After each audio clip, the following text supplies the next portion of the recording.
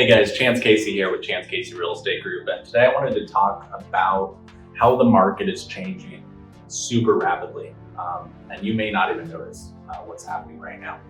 So I want to bring some light to this right away, because what we were experiencing last year and why we were telling people buy a house is quickly changing. And so like last year, for instance, this was probably the landscape of how your typical home purchase would go. You'd buy a house at $400K, you'd get a 3% interest rate on it with a 5% down payment. You'd be paying about that in principal and interest, you'd be paying about that in taxes, you'd be paying about that in insurance and HOA and PMI, since you don't have a 20% loan or 20% equity. Your payment would probably look like this.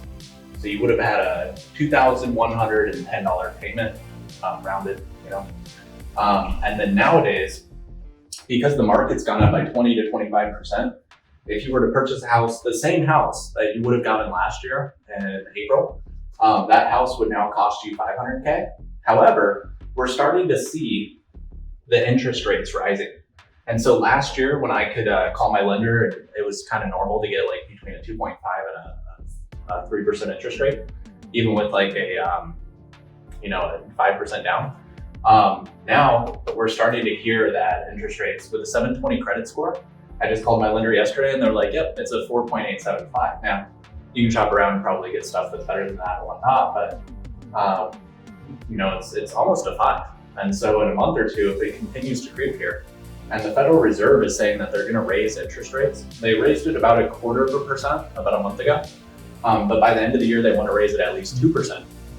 So not only do we have like high inflation with prices, and so like we categorize kind of that under inflation, but we also have rising interest rates. And so what that means is that your payment of $1,602 now became $2,549. And your taxes, they stayed the same, your insurance stays the same, your HOA, it always kind of goes up, but it stays the same, right? And your PMI pretty much stayed the same. Actually, here, that would have just been a little bit more. So I'm not going to go through and like bore you guys with all the numbers, but it's just going to be a little bit more than this, $125 a month, just because we were taking about 0.25% for the PMI, since we didn't have a 20% down payment, we had a 5% down payment here. So just from last year in April, and this is what's shocking to me, without going through too much math here, is that we're starting to see that same house with a 5% down payment at $400 last year, you're now going to pay $500K with maybe a 5% down payment here soon, and it's going to be $3,058 a month, and we're just moving these over.